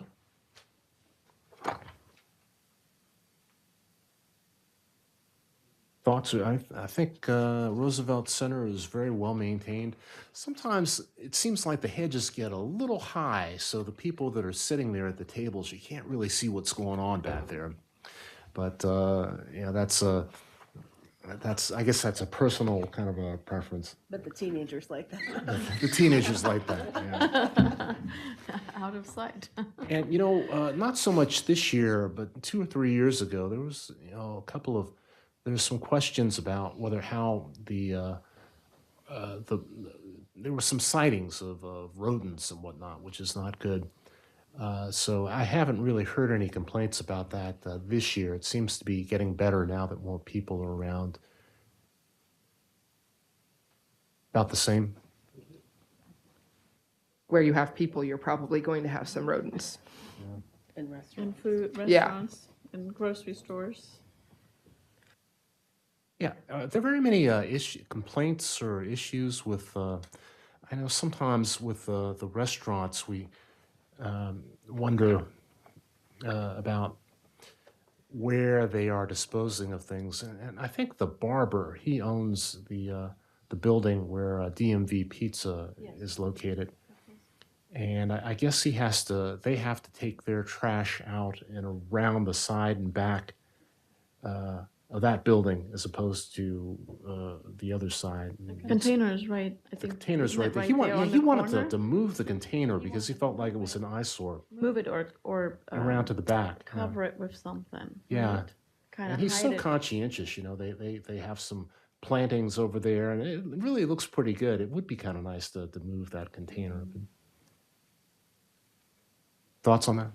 Mr. Hartman, or go ahead. Did you want to comment? Any comments about Roosevelt Center, how it's maintained? And it's quite beautiful. We had a gathering. The National League of Cities came over to visit on Monday, and they brought a pretty decent sized contingent. They were really impressed with the movie theater. It's so beautiful. I just wish we could do something with that base of the mother and child statue. Yes, yes. Yeah. I agree. I think we have to look at that seriously and come up with a solution. It's not really in the capital budget. We'll talk about that in a few minutes. Mr. Hartman, did you have a comment or a question? Yeah, Michael Hartman, 2 Court Garden Way. Is there money in the budget? I assume there is, but I don't know where it would be for pest control, especially Roosevelt Center, but also around the city. I don't notice any. Is that like a real budget item, or is that? Yes, it is. A bunch of other stuff. We have a separate pest control line item for Roosevelt, specifically for Roosevelt Center. Oh, because And I don't see it that for also Roosevelt encompasses Center. the Greenbelt Theater. But anyway, okay, thank you. And Mayor is right. There are less. I don't see any rats anymore, but the roaches are still reigning supreme. So, thank you. No, thank you. Just gonna pretend I didn't know. How's everything looking for the opening of the farmers market? I guess that's coming up in about 3 weeks. Is there any special preparations for that? Because I appreciate the work that Public Works does in setting up, setting aside the space and just kind of working with the committee to make sure that everything goes well. And I guess they have to come in with the health department or something the first when it opens up. Is Public Works involved with that, or is that more planning and community about code enforcement? That's more code enforcement, but I believe we do have representation that gets involved. Thanks for your work with that. It's important. Okay, well, that kind of wraps up everything. I know there's a number of attachments, though, and it's really helpful. So there was a copy of the immediate replacement reserve study. Did anybody take a look at that from council, or any comments on that? I know Have any questions, but I looked at I it. saw it. I looked at it. Yeah, it's a long list. it's a long list. Yeah. It goes So all the way yeah. out to 2038, I believe, but I formatted it so that it just stops at the fiscal year that we're working on. Right. But we are going to start running out of real estate at some point, as far as on the paper. Yeah, I guess. Total it at the end, it kind of gives you something to keep in mind with this total figure as well. There's no escalators on it, and when the assessment was done, it was pre-COVID pricing. Yeah, and we've also found that, like, for example, their roofing numbers were spot on, but their HVA numbers were very, very low. So a more realistic numbers, more like That up on the screen again. Thank you so much. more realistic numbers, probably, a total at the end of FY 2025, you're looking at, I'd say, 13 to 14 million, give or take. So, and that's spread out over 10 years, basically, is that right? The study goes all the way up to 2038. So it's tracking every piece of equipment, building envelope, et cetera. So, not everything fails, obviously, but if everything fails when it is supposed to fail, these are the costs on the bottom on the last page is what it would have been the capital investment the city would have made to maintain all of its infrastructure. It's a lot of infrastructure. Hey, so with the animal shelter, animal control, we were touring over there, and so are we thinking about putting in a new trailer there or a new reconstructing animal shelter? So one of our recommendations, aside from some of the more priority projects, was a new animal shelter. We did provide GDP with pricing. We did submit that to him. We did give the capital projects team our recommendations that it actually, we've already replaced every piece of major infrastructure on that building. It's just time to replace it. It's just old. I mean, it's well over 20 years old. I don't believe that you should start renovating it again. I think you should just gut it out, and when you have the capital funds to replace it, just replace it. But I believe that number's sitting at around 180. Let's scroll down that sheet a little bit further to the community center. Or is it the Aquatic and Fitness Center is next? So this huge project that I want to make sure is on everybody's radar screen. The lining of the pool is failing, and it's gotten to the point where it's deteriorating the external wall. So it's separating a little bit. Mr. Kim, do you want to kind of describe it? So the water is sitting between two surfaces and not draining where it should be draining. That's the real simple kind of explanation.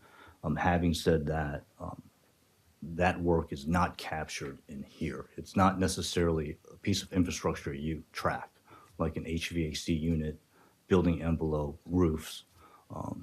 That's just, for whatever reason, previous staff did things with the drainage system that. So, but the reason why I'm bringing it up is that that's a major project, and it is going to come up in the next year. And apparently, it's the pool, the interior pool, the Aquatic and Fitness Center is going to have to close for a period of time. That period of time could be as long as 8 or 9 months. Yes, we were informally told that. That we're currently doing. Possibly, yeah. Yes, sir. So we're currently doing the engineering study for that. They did do the destructive testing. They did the study. So they're currently compiling their kind of synopsis as well as construction grade drawings whereby a contractor can actually tell you, okay, this is going to take me this long and it's going to cost this much. Yeah, and I didn't mean to rush the possibility, but people need to know.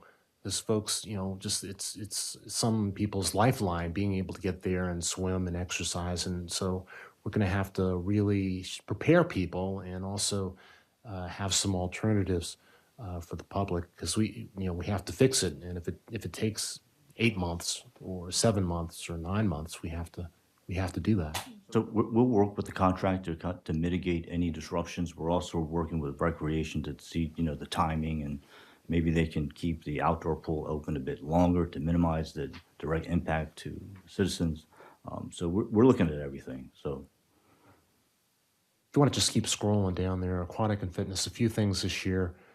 Community center, the other thing we took to council, kind of toured the facilities, and there's a big, a boiler or something, a chiller that needs to be replaced down there? Yes, you have 2 chillers that are on the verge of failing. So that is on the list for this year. Yes, so if you do look at that line item specifically, you'll see that the number is very, very low as far as chiller replacement. It's also not taken into consideration that it's a complete redesign of the system as well. So, any other major projects coming up this year that you want to mention or highlight? I think those are the 2 major projects. We are working closely with Mr. George and Capital Projects on some other projects to leverage maybe earmarks or bond bills as well. Those are fairly large projects. I'm working on another CDBG for streets. PY50 should be coming up relatively soon. That'll help with our street maintenance. That's a fairly large one. That's just the community development block grant funds that we receive through the county from the federal government have to be used in census tracts that qualify. So that money is always used over in Franklin Park. Yes, sir, that's absolutely correct. And so we're wrapping up 49 this week. So that should be done. And we got some pretty good news. By the Market Street or Marketplace, over by the Spring Hill Lake, you see they've torn up the curbs, and there's new curbs will be going in the next few weeks. This concrete is already done. We'll be doing the milling and asphalt overlay today, and I mean Thursday and Friday. Yeah, I saw the machines over there yesterday. Yeah. Okay. Well, I think let's go to the street survey. Is that the next attachment? Well, actually, the basketball court inspections. Do you have, I know that's a recreation thing mostly, but so have you gotten any word on when they're going to be able to start with the playground and the basketball courts? So we're still working closely with the playground representative for Buddy Attic playground, the inclusive playground at Buddy Attic. Oh, okay. Recreation is driving the other playground project at Spring Hill Lake.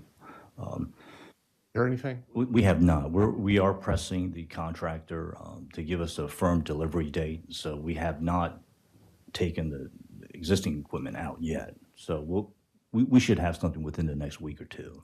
Okay, and it's the same contractor for the inclusive playground as well as the Spring Hill Lake? So it's two different contractors. So we've opted to go with Sparks and Play. They specialize in inclusive playgrounds. And I believe Recreation went with Game Time, is it? Game Time, yeah. I believe, yes. And that's another longstanding contractor that they've done business with for many years. Yeah. Well, I'm looking forward to the. I wanna cut those ribbons and put a plaque in, especially over at Buddy Attic Lake. So much time and effort and thought, by PRAB and by council and by staff. We can cut them like late in the afternoon or a Saturday or something. That would be perfect for me. Maybe I can be at a ribbon cutting.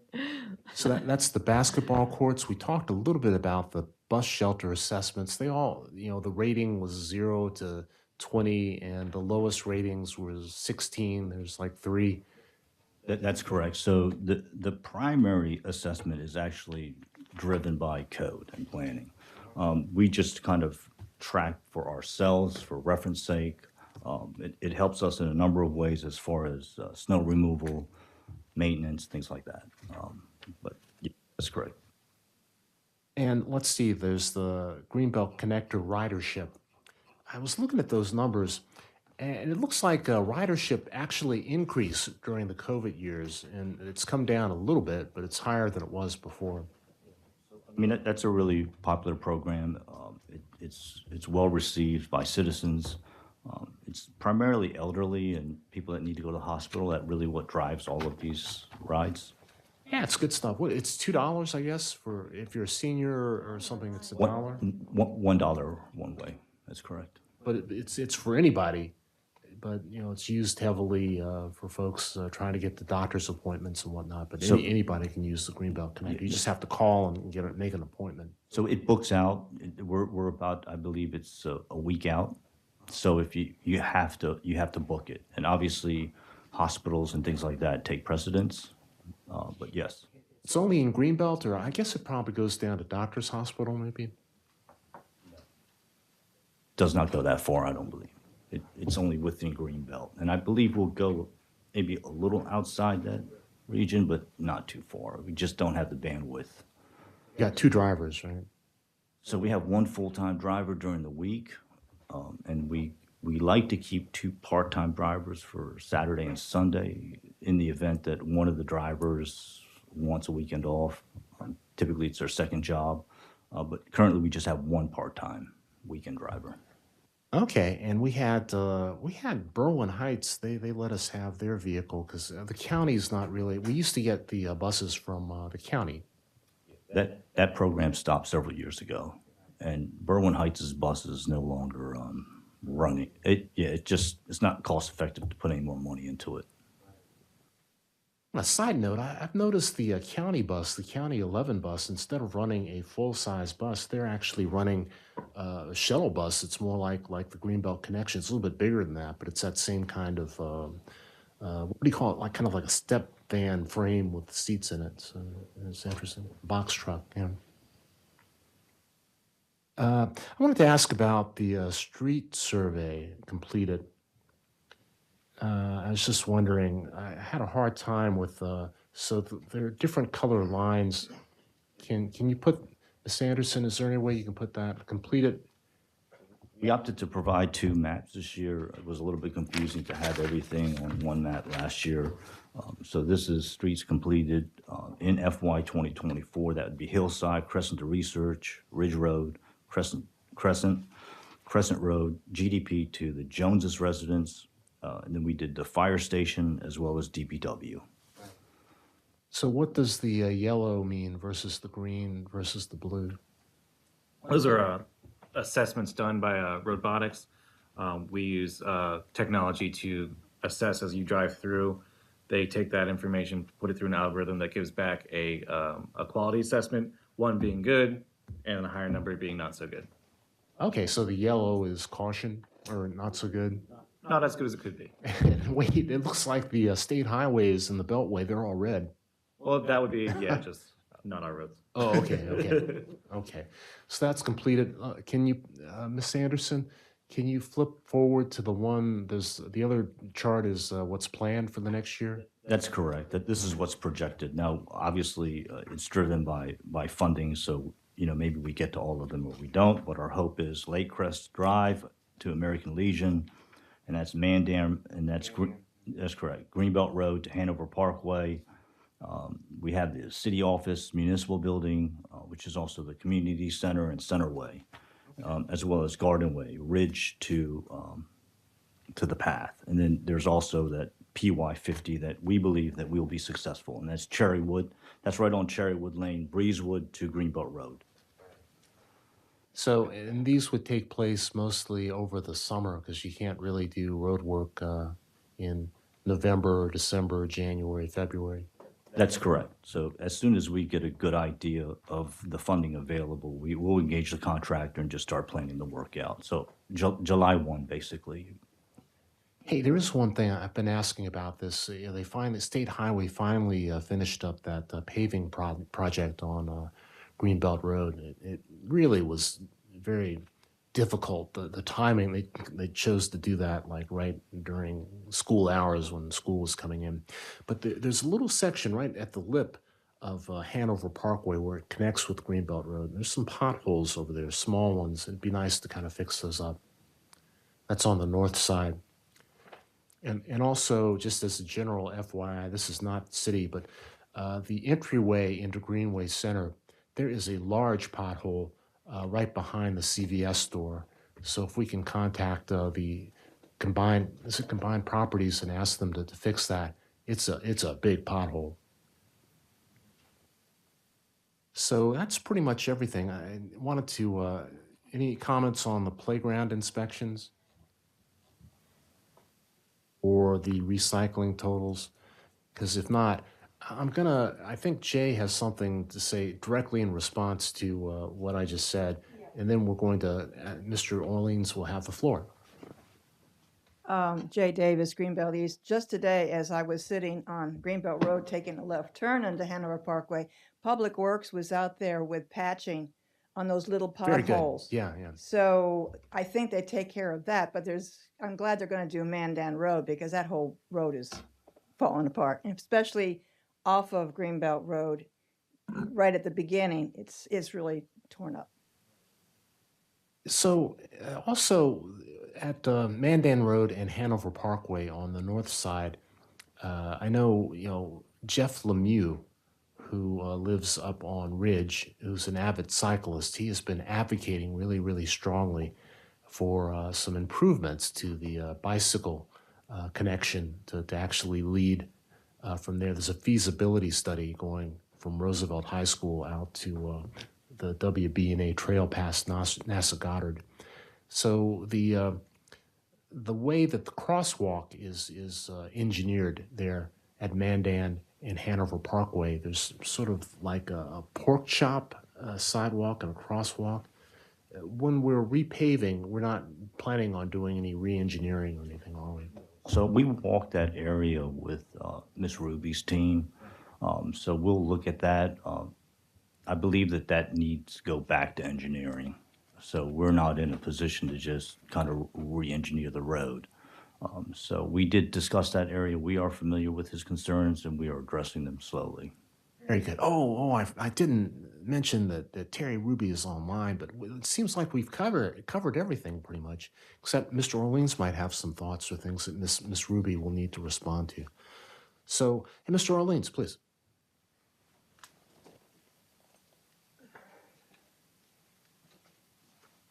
Thank you. I don't know who's responsible for the note. It's with regard to basketball court assessments. The title of the page indicated that it's done by Public Works, but there's under recommendations, there's a note. With regard to the often asked about Mandan Park Court, it's got a maximum score here, so the backboard and the rim and the net conditions are good, but there's a note here, inactive, asterisk note. And at the bottom, or the next page, it indicates that the inactivity of Mandan Park remains. Decision needs to be made about ultimate usage. I don't know if this is a rec department again or a Public Works decision, but that particular court has been asked about for several years now when it was not fully utilizable. It did not have a maximum score of 16. It probably had a score of 4. But the backboard is affixed. The rim is affixed. There's a net on the rim, and yet it remains inactive. When did it become inactive? The whole point, the years that court was talked about, was that it be made active and usable. When did it be? Who made the decision that that court is inactive? It's clearly a mistake. It's probably something that was just left on the form from. We've had a changeover of a supervisor position on that was doing the inspections. He probably used an old form that had it on there and didn't take that off.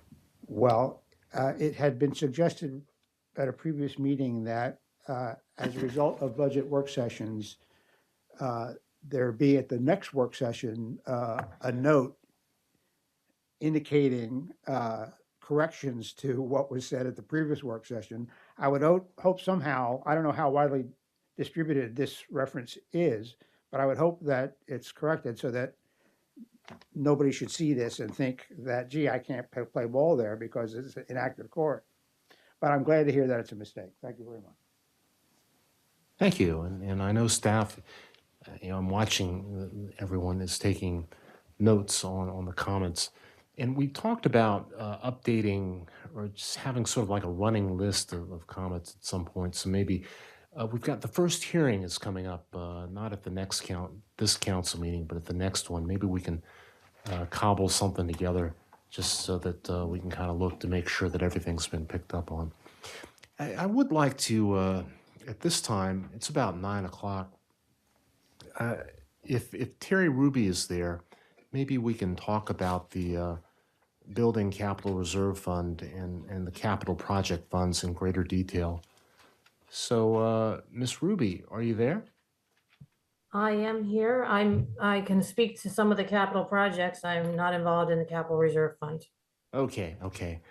Let's see. Well, let's go ahead and take a look at page 275, I guess, capital projects. Do you want to just talk in general about how we go about compiling the capital project fund projects and what your thinking is just in terms of what's in the book on page 273? Also, good evening, and thank you for hanging around. You got this timed perfectly at the beginning. Mr. George said that you'd be zooming in at about 9 o'clock, and here we are, 9 o'clock. Yes. I can speak briefly that it's really a team effort. We're one of many departments represented when it comes to discussing the capital projects. We basically all compile projects that we think are worth considering or needed for that fiscal year, meet with the treasurer and Mr. George, and we discuss budget challenges, limitations, and from there we tend to together work to prioritize the projects. So those projects you see listed in there are culmination of discussions deciding which projects we thought were of highest priority, and or those projects that are best funded with grant opportunities that we know are coming, available in FY '25. Some Thank are, you. so you'll see a combination. Some of these are public works driven, some are planning driven, and some a combination of recreation. Okay. Hey, well, just looking at that page 271, which is the start of the section, the projects, the largest one is a street survey project. So is that the community development block grant project, or is that a GIS project, or what? It's $1 million. It's just street maintenance. We've always called it street survey, but it's really the street maintenance budget that Mr. Kim was just discussing. Okay, and the miscellaneous concrete repairs, that is the community development block grant money. No, that's sidewalks. Walks That's overall. sidewalks. Yeah. How, just making sure the sidewalks are level is a big job. So that is something that we're tracking on GIS. Anytime someone calls in, when someone calls in a complaint, or if a resident sees that there's a sidewalk that's not level, or it's difficult to navigate and needs to be leveled out, how do they do that, and how's that tracked? When they call that in, it depends on the severity of the sidewalk issue. For example, last year at Roosevelt Center, you had some slabs that were lifting. We opted to just snatch those out and replace them. It's a safety issue, and also funding, availability of funding drives that as well. And when we do talk about miscellaneous concrete, that's sidewalks, that's handicap ramps, that's curb and gutter. I mean, that's all of it. It's just not just sidewalks. So, and other times when people call in, sidewalks, we'll grind them down to try to grind the lip down. So we'll do what we can, but typically. Yeah, well, you can't really have an eye on every single square of sidewalk. Somebody actually did trip, and they had a black eye on Roosevelt Center from doing that. So they just call in, and it's a maintenance ticket or something, and it gets on GIS. How does that work? They'll call it in. We don't necessarily track that on GIS. We don't have they call it in. We'll send a street supervisor out. We'll assess it. We'll assess the severity of it. We'll also, look at, are we in that area? Are we not in that area? And then, so there's 3 or 4 factors that kind of drive how we approach the situation and the outcome. Mr. Robertson, Ms. Pope. Yeah, when we're gonna take care of the slab in front of the Arts Center. That thing it's hollow underneath, and it's sinking on one side and coming up on the other. It's about 3 inches up on one end. By the church, you mean? The post office or the church? Yeah. Okay. Down at the Arts Center there, just down in Roosevelt Center, between Roosevelt Center and the back parking lot. That little side, you walk down the steps are fine. But when you get onto that slab, it's gone. I mean, it needs to be fixed because it's hollow underneath. All the water's running down under there. It's probably contributing to the moisture issues they're having in the Arts Center. Yeah, Roosevelt Center, they had a serious issue with it. At our slab, or whose is that? Is that Co-op, or who is it? I'll have to look at it before I say anything, but I will say that there was a large drainage issue there where they had a water supply line. The Co-op actually had a water supply line that was leaking literally for years. So there was a lot of undermining of the slabs all throughout Roosevelt Center. So we lifted up a lot of those slabs, but that it could be part of that issue as well from the fire leak. But we'll look at it in the morning. And we'll get back to it. If it's ours, we'll fix it. And Nice if you could check that out. Because yes, sir. It's Ms. Pope? Yes, I called in a few on Lake Crest Drive coming down, but I think we need to re-inspect that because there's several ones going down Lake Crest Drive going onto Prince James Way. So maybe we can just re-inspect both sides of the road on that. Just kind of running down the list here, we got the bike and ped master plan, $30,000. That's to take the plan from Well, no, I was thinking of the Hanover Parkway Bike and Ped Trail. We'll get to that in a moment. Zero Vision Action Plan, we put the grant in. And anybody know when was the deadline is coming up? We're about to put the grant in for the Vision There Zero. are several deadlines. There's already been one round. Right. There's another one in a month. We're working to meet that one. I believe then there's another one in August. if In I'm not August, yeah. So we're going to get that in June, and hopefully we'll get that money. The Cemetery Preservation Master Plan, that's the ATHA grant. The Hanover Parkway Bike and Pedestrian Trail, that's for the stretch of trail between Good Luck Road up past Trom Hills Park. Is that correct? Yeah, basically from Mandan to Good Luck. Okay. And that would be to take the engineering from 30% to 80%? 30 to 90. 90. So there's no actual construction, but that way almost all the engineering would be done and we'd be in a position to kind of move forward in a few years. Correct. We'd be able to move forward on applying for implementation grants at that point and permitting. Okay. And we got the Red Oak Mitigation Plan.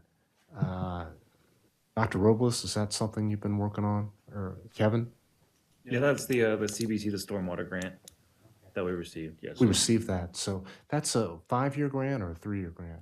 2-year grant program, but we're gonna look to continue that, this study that we're doing, for other funding sources.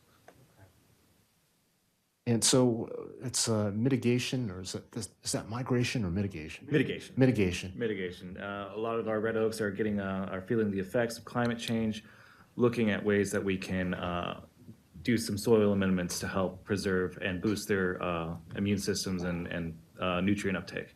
Okay. Sounds interesting, yeah. I've got the Community Development Block Grant that it's going to be, you're working on that now. Greenbelt West, that's money left over. It's not leftover money, but just that's going to go to help implement some of the Greenbelt West, Greenbelt Station amenities. Questions? Yes, Mayor Pro Tem. So one thing I don't see on this list is I know we have, in addition to the Hanover Parkway one that seems like it needs to get to the next phase of design, but there's also the Cherrywood Lane Green and Complete Streets Plan that I don't see noted as something that we have in the next fiscal year. Is that something, I'm just thinking about the, preparing for the FBI being there. That seems like something that we should be prioritizing and trying to get that some of that infrastructure improved before we have that development in there. Is that something that you see on the horizon, Terry? And is that something that the CDBG money could be used for since it's over adjacent to Franklin Park?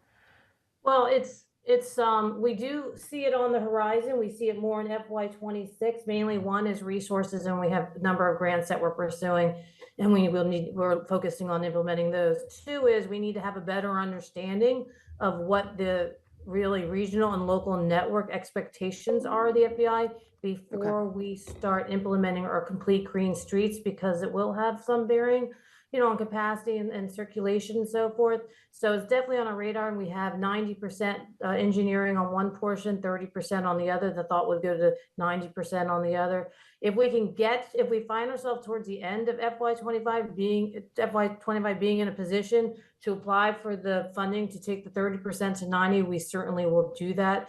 But at this point, we have concerns whether we'll be in a position, both resources, but also FBI related.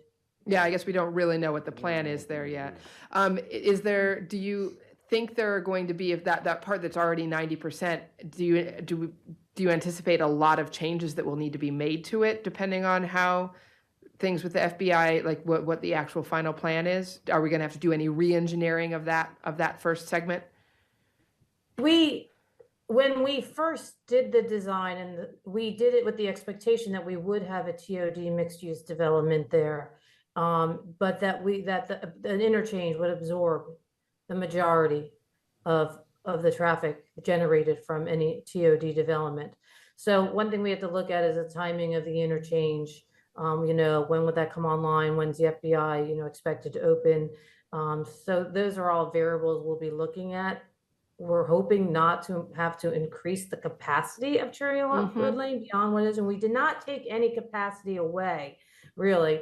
The thought is whether our turning lanes, our center turn lanes, everything will be able to accommodate everything, and we'll have to relook at that as we get a program for building size and so forth. Okay, thank you.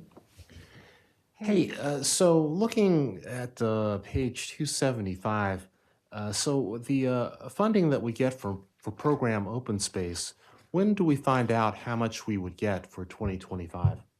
That letter usually comes out in May, so I would assume next month, and then our annual program is due in June, towards the end. And Middle. do we actually make a request, or they just tell us how much they're going to give us? No, it's based on how much is allocated by the state to the county, and then it's a percentage of our it's based on our population. Okay. So looking at that same page and thinking about what's going on at the Greenbelt Station with the path, so where is the TAP funding, the grant funding and bond money that we've received? Where is that?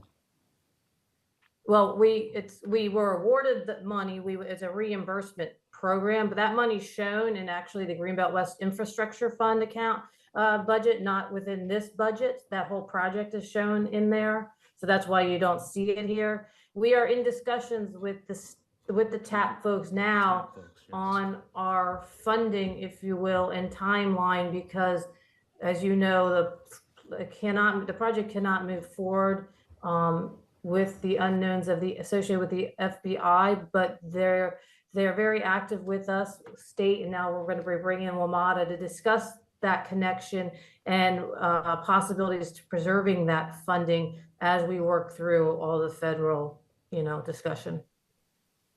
Yeah, understood. Couple more questions. Someone asked, well, number one, is there an issue with the bridge between the courthouse and the traffic circle? There was something on the agenda, and if there's some work that needs to be done, is that a capital project? Brian, do you want to speak to that briefly, or you want me to, or? Yeah, there's some remediation work that we have to do on two bridges. The city owns two bridges, and we're working towards getting that remediated. That be considered a capital project, or? No, I'm not exactly sure where the funding source is being pulled from, but I do understand that I was provided the go-ahead to start getting pricing. Okay. That might be on the agenda either Monday or 2 weeks from now. And also looking at I guess that's still on page 275, the Greenbrook Trail resources, we had some money in there for 2024. So what's the next step with that? Well, the next step is, this is on me, it's been delayed. I am trying to recreate the easement document that work was started on several years ago, located some old versions, so I'm putting together a revised easement agreement, and we'll be working with the HOA. That $50,000 will not even put a dent, if you will, on what the cost is going to be to repair that bridge back. That trail and that bridge. So Public Works and Planning will work together to get a revised budget, and I assume we'll bring that back in FY26. The goal right now is using ARPA monies to at least get the easement drafted and the easement recorded, and then if there are minor repairs that can be done with the 50 in ARPA, we'll do that. But we're talking hundreds of thousands of dollars given the condition of that trail. Okay. Any other questions about capital projects? I have a quick. Yeah, I Ms. Pope, was going to bring up the same thing about the Greenbrook Trail because someone just actually mentioned it to me, and of course I was going to ask the bridges included, right? Well, this project actually is going to be removed. It really shouldn't be here. It's ARPA money. The bridge will have to be rebuilt. That's probably what's going to drive it up to hundreds of thousands of dollars. So we're going to be looking at that. At the time we started this project, the bridge was not in disrepair. So we'll be, and I think it's in the if you look in the capital, in the spreadsheet further down, right now, planned out, I think in FY '26, we show $200,000 expected to be spent, but I'm can assure you that when we come back next fiscal year, that number's gonna get higher. Is that the city's right of way or is that the HOA's right of way? That's the question, right? So no, so it's not our right of way, it's county, it's it's not. all owned by the HOA. And years ago, the city council voted and committed to taking over that private trail system. So we are working on an easement as directed by council that would make the city responsible for the entire trail system and bridge. So my question would be, do we have this document? That's what I'm referring to as the easement document that's being drafted. It was never executed. It was started and then for some reason it went to the different attorneys and then it stopped. So I'm dusted it off and we are working on getting it formalized, and that would have to come to council for final action. So we'll be working with our attorneys, the HOA, their attorneys, and then ultimately with council to get it executed. Okay, thank you. Got it, yeah. Jay Davis, did you have a comment about that?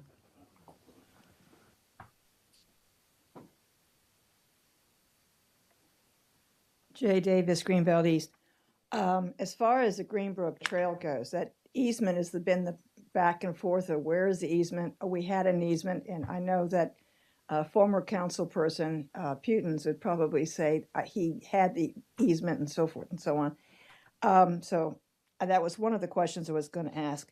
But on page 272, sometimes when text is brought forward from one budget year to the next budget year, the numbers aren't changed.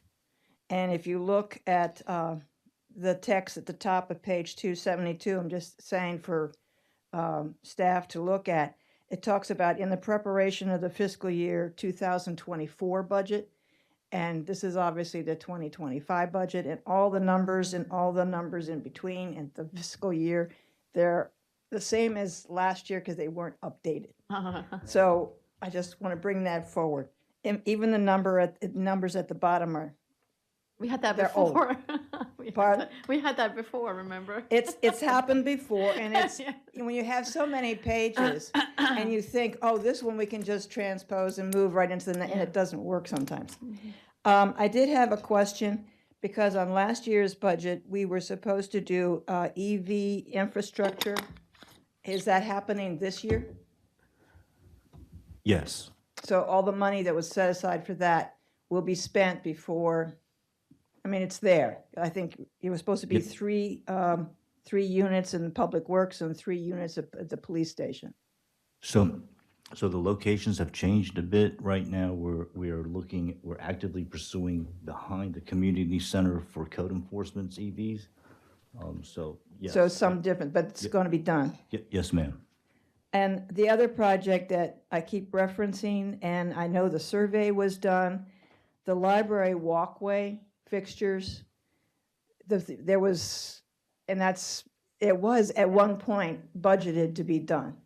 And now it's nowhere. It's gone. You mean over there by, on the GHI pathway, not behind the library, but Yeah. on the other side. On Ridge Road. On Ridge. Between Ridge and 13 Crescent. Between Ridge and Crescent, yeah. I was told to stand down, but I'm happy to. We've actually engaged a contractor. I've personally been working on that since I first started. So for about 8 years, it's a little project. I'm happy to do it, but. Yes, sir. Okay, because I know that it's been surveyed, the neighbors have been surveyed twice. The last survey was overwhelmingly, they want those light fixtures. It was a question of whether we could get the power line in and what kind of fixtures we were going to have, and that report was supposed to be given back to council at some point. I don't want it to be overlooked or laid aside unless there's a good reason. Understood. We'll get it back on the books, and I'll speak to Mr. George and Mrs. Solomon. Okay. Also, Ms. Ruby referenced the Greenbelt Station amenities. There's like $200,000. It's not in the capital projects, but it's in the Greenbelt West Fund, but we're using program open space money for that. So where is that supposed to be located? We are gonna have to address that. Originally, we actually, when we drafted the budget, even though the comment states that we were not going to use POS monies for FY '25, but we are rethinking that. So we most likely will move that over to, and I'll talk to, Mr. George and Bertha, Ms. Gaiman about this, but I think we'll probably move it back over to capital projects now that we're looking at using program open space funding, because that's typically where we put our program open space. The thing that I need to check with them is the match will come from the Greenbelt West Infrastructure Fund. So perhaps it's better to leave it there. And that's a question for the treasurer. And she's probably more equipped to answer that than I am, because the match is a 10% match, and that will be Greenbelt West funds. Okay, so it will show up in the final budget then? Yeah, it's in the final budget, yes, right now in the Greenbelt West Infrastructure. Okay. And finally, on page, there is a page that says unprogrammed over the next 5 years. Yes. And there's a couple of projects. I did send in a list last year. It didn't show up again. But there are some that have been talked about.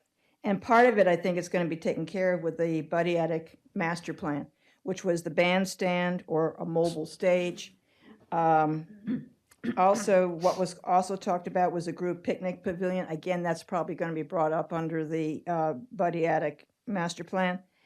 But we had on unprogrammed over the next 5 years was watershed improvements, stormwater management upgrades, working with GHI, sidewalks on Eastway and Crescent. And let's see, and I think at one point Cherrywood Lane, or Cherrywood was also listed there, though it does sound like that now is being considered a little bit sooner than 5 years.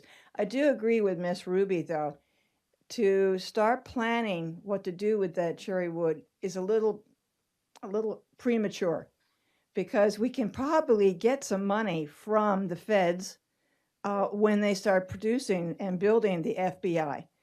There's going to be money there, so if we have some improvements needed, they could probably chip in, as we've gotten from the state and from the county when we've had some capital projects. So I think the statement that we should wait and see what the design is and what the need is probably a very good idea. Thank you. Well, thank you. Thank you very much. Ms. Ruby, thank you for your leadership and your collaborative spirit in working with your colleagues, working with the treasurer and city administration to manage these capital projects. They are long-term projects, and institutional memory is very important. So, thank you very much. You're welcome. It's a team effort, Mr. George, and Public Works and Recreation, Ms. Gaiman. Okay. Well, that pretty much wraps things up. I did want to pivot back with the basketball court inspections. I had a question about the basketball court that is right by the youth center. Work on that. So I was wondering, we did a lot of work there. We reconstructed the wall, and it looks great, much, much better. But I'm just wondering, when are we going to be able to repaint the tennis net line on the back of that wall so the tennis players can hit off that wall? I'll speak with Greg about that. We just paint. We paint where they tell us to paint. We don't decide what to paint. I think we should have a nice mural on that wall. I don't know, why do we, we should have a nice mural on that wall, not just a tennis court, tennis. We can make it a mural of a tennis court and have a picture on that.